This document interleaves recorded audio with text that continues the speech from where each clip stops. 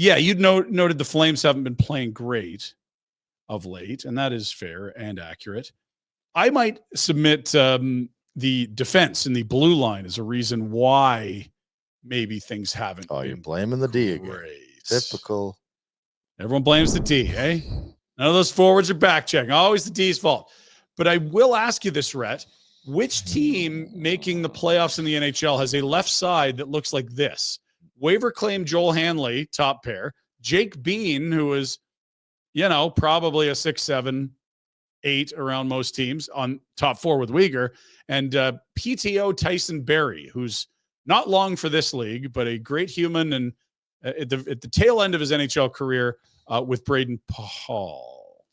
Yeah, you want to put one of those 3 with Pahal, but not all 3. Like, you want 2 to be eating popcorn and 1 to play with Pahal. If we can take, Now, Kevin Ball is out and has returned to skating, I believe, as has Connor Zary, but I would assume they're not taking your advice of getting the last game before the break and then going to Mexico. 100% panicking to get cleared. Not going to happen is my guess. They'll probably try to give him the extra 2 weeks and then bring him back after 4 nations. But until then, you've got 4 points available. That's not a playoff caliber blue line. We know That's scary going up against McKinnon. And Makar. And Natchez. And Arturi. Look at Nichushkin, whatever you call it. Drouin. Well, yeah, Nichushkin's out tonight, but yeah. No, it's not good. And so if it felt like they were allowing a little more chances defensively, it's probably because they are. Yeah, did Toronto might be. Did Toronto have some looks the other night? It felt like they had some looks. Mm-hmm. Yeah.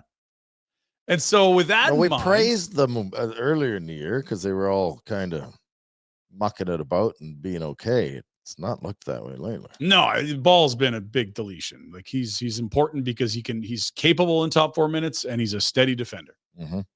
You need one more of those guys. I floated Alexiak as a curious name yesterday. Not that I'd like them to pay what I think it would take for assets, but the type of player. And Elliotte Friedman thoughts article came out this morning. He had some intel on maybe a fit for the Flames. Because you know who just added the defenseman? It was the Vancouver Canucks. They added a Pettersson to the team that already had 2 Elias Petterssons. So they got a third Pettersson. And, there it is on Flames Nation.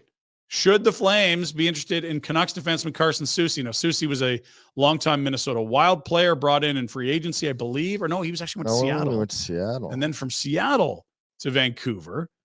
And I thought he and Zadorov were a nasty-looking pair last year in the playoffs. Were great.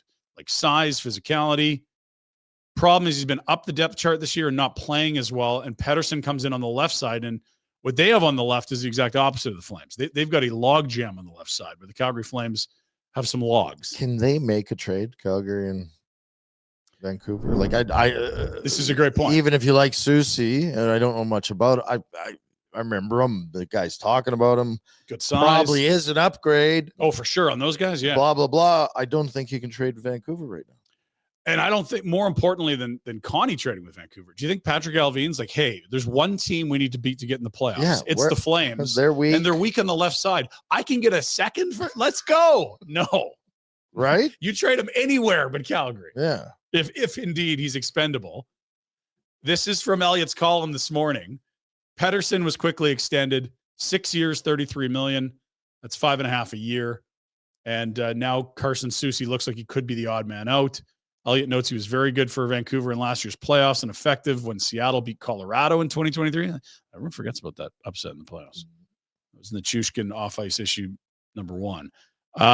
He can help someone. Calgary makes sense, but the Flames want to see some Ilya Solovyov, who, yes, indeed, was recalled yesterday and may be an upgrade on the muck we just showed you on the left side from their last game. Yeah, we always feel bad talking so poorly about these guys, but I'm praying Solovyov is an upgrade.